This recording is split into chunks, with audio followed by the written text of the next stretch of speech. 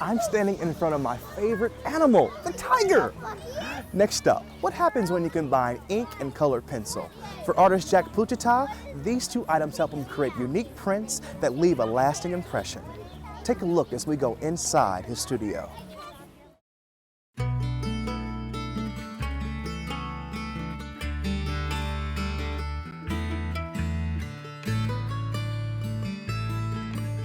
I have gotten, in the last few years, into the realm of the birds. I have wolves, I have buffalo.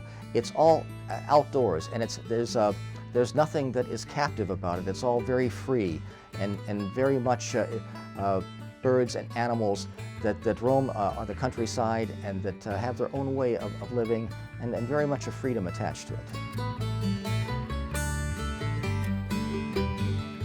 My name is Jack Pachuta. I am a print artist. We use ink, we use colored pencils, we use textures, we use lots of different media to create what we want to create. As a print artist, I make monoprints. Now mono means one, so each of my prints, each of my originals is distinctive. Now yes, we can make giclée copies of those prints, but each individual print has its own textures, it has its own feel, it has its own way of impressing individuals who take a look at it. The nice thing about this is that you don't always know what the finished product will look like. The background and the foreground are done on two different presses. So the background sometimes creates an image of what you want to put on the foreground, and the foreground sometimes lets you select a background that you didn't really realize would go with that foreground when you started to print. So you work back and forth, and it's a surprise kind of an art at times because you never really know what the finished product is going to look like, and you're always seeing things. You see different shapes, you see different objects, and they all go together to leave an impression. And that's exciting because it's serendipity, it's finding something you didn't expect. I work with a very high rag content paper. It's Reeves BFK, it is a French paper. It measures roughly 30 inches by 22 inches, and it absorbs ink. That high rag content means it's almost more cloth than it is paper, because when you print on it, when you use the ink and the colored pencil on it, that color is vibrant, it stays. It doesn't stay on the surface, it actually absorbs into the paper itself. So it's a wonderful way to work.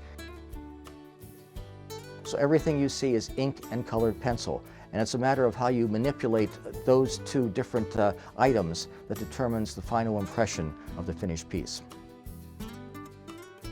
But it's a very specialized colored pencil. These are Prismacolor. What that means is the Prismacolor is a very high wax content colored pencil. So you can blend colors, because with that wax you can put one color on top of another color and you can blend them together to achieve a very dramatic effect. A lot of the backgrounds inspired the outdoors, and right now, the last couple of years, I have done quite a few prints with wildlife and with birds. In 1942, there were only 15 whooping cranes in the entire nation, and there was only one migrating flock. It went from Alberta in Canada down to Texas. Well, now there are two flocks of migrating cranes. One is in Wisconsin, and it goes to Florida. That's the second flock. And the reason for that is that the International Crane Foundation in Baraboo had a breeding program. Now there are roughly 200 cranes that migrate from Wisconsin to Florida every year, and back again, of course. So in the summer, Wisconsin is the only state in the entire nation where you will see whooping cranes. It's called whooping it up, and that's because it's the mating dance. The dance of the crane is very dramatic. When you see the male and female whooping crane, they jump, they spread their wings, they make a very plaintive sound, and it is very distinctive, something that you won't see anyplace else in the world. And that's why I was inspired by that, because this is very distinctive in terms of what Wisconsin means in the wildlife arena. When you are printing off the image, you're printing on different backgrounds. You're printing sometimes just on a piece of paper that doesn't have any background, and you're finishing it off as you go. You may be finishing off 2 or 3 prints at one time, each of which is unique. This is not quick. This takes a while, because you are printing, you're cutting stencils, you are using the pencils, you are using markers. Those two processes of finishing it off with those, that's what creates the vibrant colors and creates the total impression of the piece.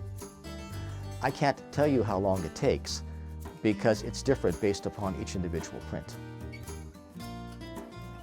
If you take a look at the pooping cranes, the image of the cranes themselves is drafted in a very realistic way, but the background is full of textures and full of colors and full of abstract images.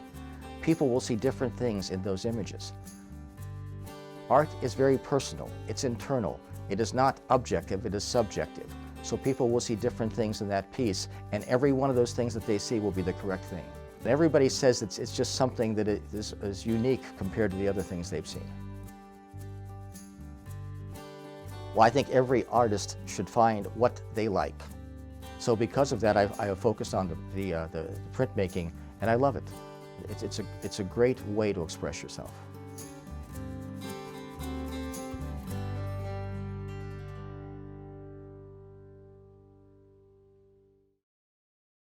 You can find out more about Jack Pachuta on the Detroit Performs website. And that wraps it up for this edition of Detroit Performs. As always, for more arts and culture, head to DetroitPerforms.org, where you'll find featured videos, blogs, and information on upcoming arts events. Also, check us out on Facebook and Twitter. Thank you so much to the Detroit Zoo. I had an incredible time watching and learning about all the animals. You better come out and check out the Polk Penguin Conservation Center, as well as all the other great attractions they have here. Until next Tuesday, get out there and show the world how Detroit performs, y'all. I'm DJ Oliver. Thanks for watching, guys.